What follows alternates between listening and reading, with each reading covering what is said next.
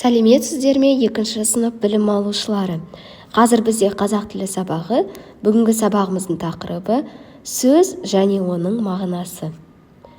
Бүгінгі сабақ мақсаты: сөз және оның мағынасымен жұмыс істеуді үйренесің және мәтін мазмұны бойынша сұрақтар құрастырасың. Енді балалар, қысқаша жаңа тақырыбымызға шолу жасайық. Қазақ тілінде сөз таптары бар. Сөз таптары ол зат есім, етістік, сын есім, сан есім. Зат есім заттың атауын білдіреді, яғни ол кім және не деген сұрақтарға жауап береді. Мысалы, кім? Ана. Не? Аю. Кім? Әже. Не? Мектеп. Заттың атауын білдіретін барлық сөздер зат есім деп аталады. Келесі сөз табы етістік. Етістік заттың іс-қимылын білдіреді. Мысалы, сендер бір қимыл қозғалысты жасасаңдар, немесе заттарды қозғалтсаңдар, ол не істеді деген сұраққа жауап береді. Мысалы, жүгірді, секірді, отырды, жазды, сырғанады, ойнады. Міне, бұның бәрі іс-қимылды, қозғалысты білдіріп тұр. Бұл етістік. Келесі сын есім. Сын есім заттың түрін, түсін, сапасын анықтайды. Яғни сын есімнің сұрағы қандай? Мысалы, қандай? Әдемі. Қандай? Таза. Қандай? Жасыл. Қандай? Биік. Қандай? Көрікті. Тағы басқа. Сын есім көбінесе бір нәрсені сипаттаған кезде қолданылады. Мысалы, қайшы қандай? Қайшы өткір. Кітап қандай? Кітап қызықты. Мектеп қандай? Мектеп үлкен. Ал сан есім дегеніміз ол заттың өзі аты айтып тұрғандай санын білдіреді. Ол қанша, неше, нешінші деген сұрақтарға жауап береді. Мысалы, сан есім 5, 6, 7, 8, 550, 24. Бұның бәрі сан есім, яғни заттың санын білдіріп тұр. Міне, сонда балалар, сөз таптары бізде бүгін өтетін сөз таптары зат есім, етістік, сын есім, сан есім. Бұдан басқа қазақ тілінде сөз таптары бар. Оны біз жоғары сыныптарға қарай өтеміз. Енді дәптерлерімізді ашып, бүгінгі күнді жазайық. 9 қаңтар сынып жұмысы. Бірінші жаттығу, қазір мәтінмен жұмыс жасаймыз, ауызша. Оны жазудың қажеті жоқ. Мұқият тыңдап отырыңыздар. Шаңғы. Шаңғыны қар үстінде жеңіл жүру үшін ойлап тапқан. Алғашында шаңғы қатты ағаштан жасалды. Арнайы шаңғы бәтеңкелері екі аяққа бекітіліп, қар үстіне сырғанады.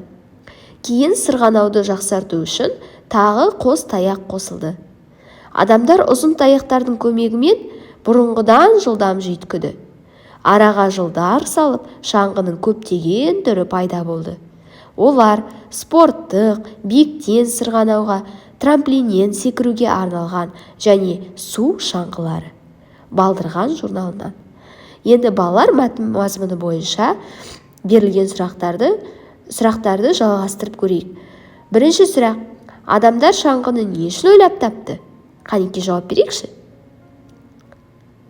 Келесі сұрақ: алғашында шаңғы қандай болды? Жауаптарыңыз. Ал енді үшінші, төртінші сұрақты әрі қарай мәтін мазмұны бойынша өздеріңіз ауызша құрастырып көріңіздер. Тағы 2 сұрақ құрастыру керек. Келесі тапсырма: бірінші жаттығу, оны дәптерге жазбаша түрде орындайсыздар.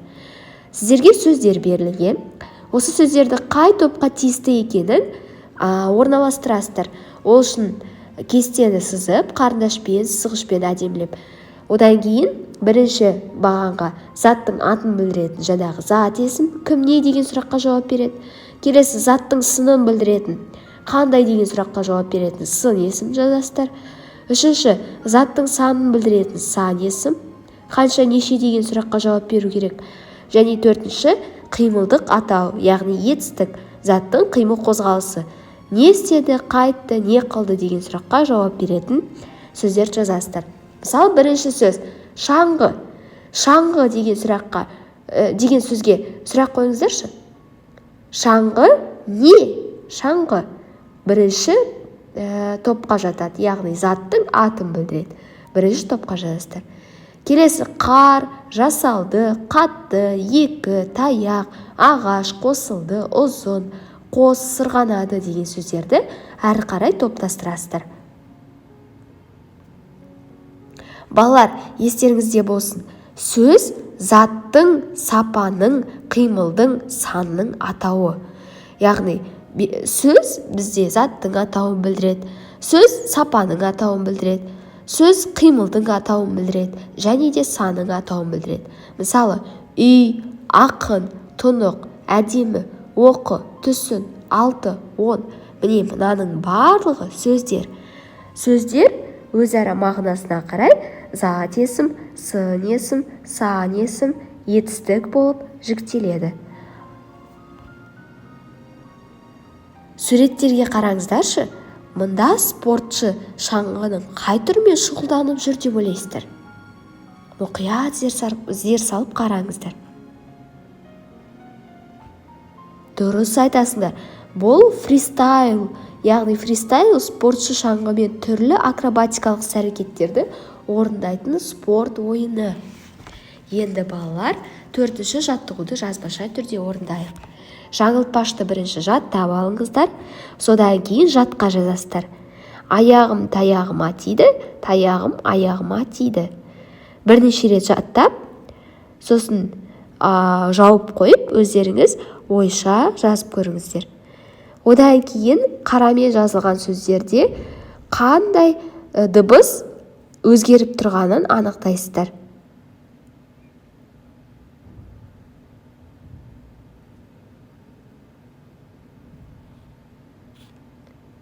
Олай болса тексерейік. Аяғым деген сөзде аяғым, яғни негізгі сөз аяқ. Аяқ деген сөздің соңында қ дыбысы тұр. Аяғым, менің аяғым деп айтқанда қ дыбысы жалғауы жалғанғанда ғ дыбысына айналды. Аяғым. Біз аяқым деп айтпаймыз, аяғым. Сонда көріп отырғандай жалғауы жалғанғанда қ ғ-ға айналды. Дәл сол сияқты таяқ жалғауы жалғанып таяғым қ ғ-ға өзгеріп кетті. Міне осыны жазып алыңыздар дәптерге және естеріңізде сақта жүріңіздер. Жазған кезде біз аяқ таяқ деп жазамыз. Егер оны біз меншікке айналдырсақ, менің аяғым, сенің аяғың, оның аяғы болса, онда аяқы, аяқым деп жазбаймыз, аяғым, ғ әрпімен жазамыз. Келесі соңғы қалыптастырушы бағалау тапсырмасы. Бұнда сіздер сәйкестендіресіздер. Зат есім, сын есім, сан есім, етістік. Келесі бағанда сөздер берілген. Осы сөздер дәл осылай көшіріп аласыздар. Содан кейін бағыттауыш стрелка арқылы зат есімге қай сөздер жазады, соны қосасыздар. Үй жұмысы. Үй жұмысынан сіздерге 6-шы бетте 3-ші жаттығуды орындайсыздар. Яғни сурет бойынша әңгіме құрастырып келесіздер. Олай болса сабағымыз аяқталды. Сынып жұмысында орындаған тапсырмалармен қалыптастырушы бағалау соңғы тапсырманы маған кері байланыс ретінде жіберуді ұмытпаңыздар. Олай болса сабағымыз аяқталды. Сау болыңыздар.